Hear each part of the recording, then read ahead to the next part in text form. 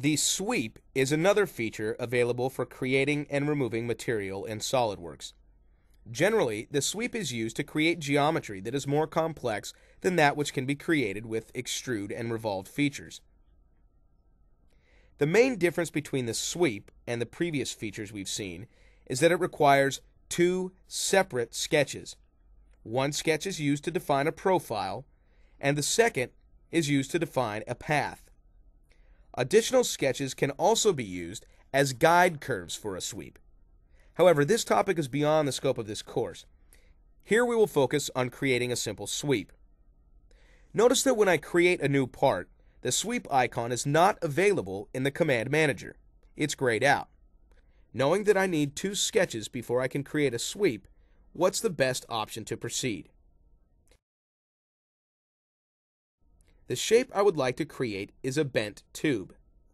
The option to start a new sweep isn't available, so I will switch to my sketch tools and insert a sketch on the top plane. Then create a circular sketch. This will be the profile sketch. Next, I will exit the sketch and create a new sketch. That will be my path sketch on the front plane. I'll sketch a line that begins from the center of the profile sketch. Use auto transition to create two connecting arcs.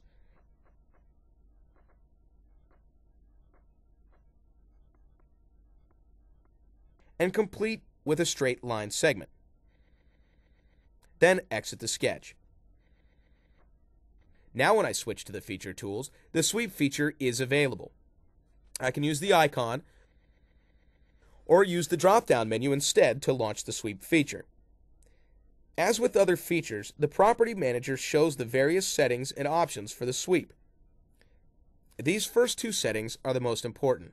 This is where I tell SOLIDWORKS which sketch will be used as the sweep profile and which will be the sweep path. If I hold my cursor over this window, I see that this is where the profile sketch should be selected, and this one is where the path goes. So, which should I pick first? It doesn't really matter. The important thing is that when I pick the profile or the path, the corresponding window must be active. The window colored pink is the active selection window. Since the profile window is active, I can pick the circle, and you see Sketch 1 appear in the window. Now the path window is active, so I can pick the path, either in the graphics window or from the feature tree. Sketch 2 now appears in the path window. If Show Preview is checked, you will immediately see a preview of the resulting sweep. Notice that as the path curves, the profile changes direction to match. This is because the orientation is set to Follow Path.